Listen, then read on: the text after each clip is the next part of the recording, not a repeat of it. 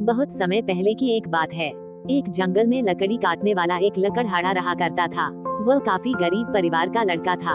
वह प्रतिदिन पास के घने जंगल में जाता और लकड़ी काट कर ले आता। उन लकड़ियों को शहर में ले जाकर कहीं उन्हें बेच देता था। इस प्रकार किसी तरह अपना और अपने परिवार का जीवन बसर वह किया करता था। एक दिन वह एक तालाब के किनारे वाला एक पेड़ पर चढ़कर अपनी कुल्हाड़ी से लकड़ियां काट रहा था। लकड़ी काटने के दौरान उसकी लोहे की कुल्हाड़ी उसके हाथों से छूट गई और किसी तरह तालाब के अंदर गिर गई।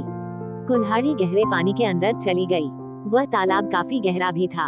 उसने तालाब के पानी में किनारे के पास अपनी लोहे की कुल्हाड़ी को खोजने का काफी प्रयास किया, पर लाख प्रयास करने के बावजूद उसे उसकी लोहे की कुल्हाड़ी नहीं मिल रही थी। उसने बार बार यही कोशिश किया कि किसी तरह उसकी कुल्हाड़ी मिल जाए, लेकिन शाम और अंधेरा होने तक भी उसकी कुल्हाड़ी उसे मिल नहीं सकी। अब वो परेशान हो गया और वहीं तालाब के किनारे बैठकर जोर जोर से रोने लग गया था। रोते रोते बस यही सोच रहा था कि अब उसका जीवन यापन और उसके परिवार का भरण पोषण अब कैसे चलेगा। उसके रोने की आवाज सुनकर तालाब के पानी से एक जलपरी बाहर निकल कर आती है। उसने उस लकड़हारा से यह पूछा कि तुम इतनी देर से तालाब के किनारे बैठकर क्यों रोए जा रहे हो। लकड़हारा उस जलपरी को देखकर काफी आश्चर्यचकित हो गया। जलपरी के पूछे जाने पर उसने अपनी सारी बात उसे बताई कि वो गरीब आदमी है और लकड़ी काटते समय उसकी कुल्हाड़ी पानी में गिर गई है और काफी खोजने पर भी वो कुल्हाड़ी उसे नहीं मिल पा रहा है। इस कारण से ही तालाब के किनारे बैठकर वह लगातार रोए जा रहा था। जलपरी ने उससे कहा कि पहले तुम रोना धोना बंद करो। ये कहकर जलपरी ने उस तालाब के पानी में डुबकी लगाई और एक चांदी की कुल्हाड़ी पानी के अंदर से निकालकर बाहर ले आई और लकड़हारे से कहा कि यह शायद तुम्हारी अपनी कुल्हाड़ी है। लकड़हारे ने कहा कि नहीं नहीं, यह मेरी कुल्हाड़ी तो नहीं है। जलपरी फिर दोबारा तालाब के पानी में गोता लगाए और एक सोने की कुल्हाड़ी लेकर बाहर आई। बाहर आकर उसने फिर से उस लकड़हारे से पूछा कि लगता है कि यही तुम्हारी अपनी कुल्हाड़ी है। लकड़हारे ने अब की बार फिर कहा क्या यह मेरी कुल्हाड़ी बिल्कुल नहीं है। मेरी कुल्हाड़ी लोहे की पुरानी जैसी थी। अब जलपरी फिर से तालाब में डुबकी लगाई और एक पुरानी लोहे की कुल्हाड़ी लेकर पानी से बाहर आई। वह कुल्हाड़ी देखकर लकड़हारा काफी खुश हो गया। उसने कहा कि हाँ हाँ, यही मेरी अपनी कुल्हाड़ी है। जलपरी उस लकड़हारे की ईमानदारी देखकर काफी प्रसन्न हो गई। उसने लोहे की कुल्हाड़ी के साथ साथ चांदी और सोने की कुल्हाड़ी भी उस गरीब लकड़हारे को अपनी ओर से भेंट कर दी। अब वह लकड़हारा अपने गांव का काफी अमीर व्यक्ति बन चुका था। इस कहानी से यह सीख मिलती है कि हमें किसी कीमत पर भी ईमानदारी का दामन नहीं छोड़ना चाहिए। किसी गांव में एक गरीब किसान रहता था। वह इतना गरीब था कि उसके पास खेती करने के लिए थोड़ी सी भी जमीन नहीं थी। वह प्रतिदिन पास के नदी में जाकर मछलियां पकड़कर अपने घर लाता था और मछली को खाकर अपने पूरे परिवार का पेट भरता था। उसके परिवार का पालन पोषण किसी तरह से चल रहा था। वह किसान प्रत्येक दिन नदी के किनारे आता था और मछली पकड़ने वाली मजबूत जाल का प्रयोग कर नदी से मछली निकालता था और अपने घर ले जाता था।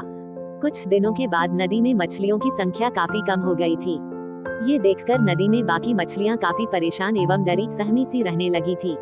एक दिन की बात है, उन मछलियों में से एक मछली ने एक दिन एक जलपरी को नदी किनारे पत्थर पर बैठे देखा।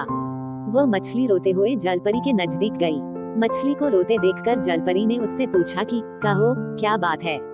वो मछली बोली कि एक आदमी प्रतिदिन नदी में जाल डालकर मछलियों को अपने जाल में फंसाकर पानी से बाहर निकाल लेता है और फिर अपने घर ले जाता है। इस कारण इस नदी में काफी कम मछलियां रह गई। बाकी बची मछलियां काफी परेशान और तनाव में हैं। जलपरी ने कहा कि तुम परेशान मत हो, अगले दिन जब वह किसान नदी किनारे मछली पकड़ने के लिए आएगा तो मैं उससे बात करूंगी कि वह ऐसा क्यों कर रहा है। अगले दिन जब किसान उस नदी में मछली पकड़ने के लिए आता है, जलपरी नदी के पानी से बाहर आती है और उस किसान को कहती है, तुम रोज रोज यहाँ से मछली पकड़कर घर ले जाते हो, इस कारण ही तालाब में मछलियाँ काफी ज्यादा कम हो गई है। जलपरी ने किसान को कहा कि तुम खेती बाड़ी क्यों नहीं करते हो। किसान ने कहा, मैं काफी गरीब आदमी हूँ, मेरे पास खेती करने के लिए जमीन नहीं है, मैं खेती कैसे कर सकता हूँ। मछलियाँ पकड़कर अपने घर ले जाता हूँ, इससे मेरा परिवार का पालन पोषण होता है।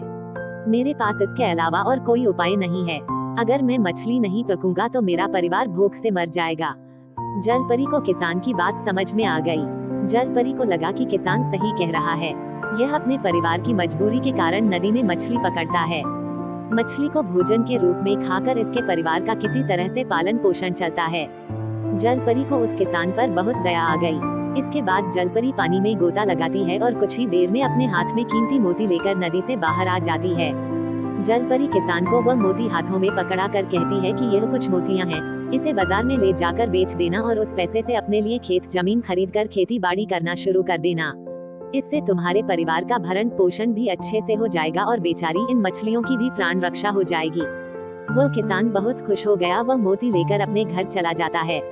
अगले दिन बाजार में उसने एक मोती को किसी सोनार के यहाँ बेच देता है। सोनार से उसे काफी पैसे मिल जाते हैं। उस पैसे से वह किसान जमीन का कुछ टुकड़ा खरीद लेता है। उस जमीन पर वह किसान खूब मेहनत कर तरह तरह की फसल पैदा करता है, जिससे वह अपने परिवार का भी पेट भरता है और कुछ फसल बेचकर पैसे भी इकट्ठा करता है। इस तरह अपनी मेहनत से वह किसान धीरे धीरे अपने गांव का अमीर आदमी बन जाता है।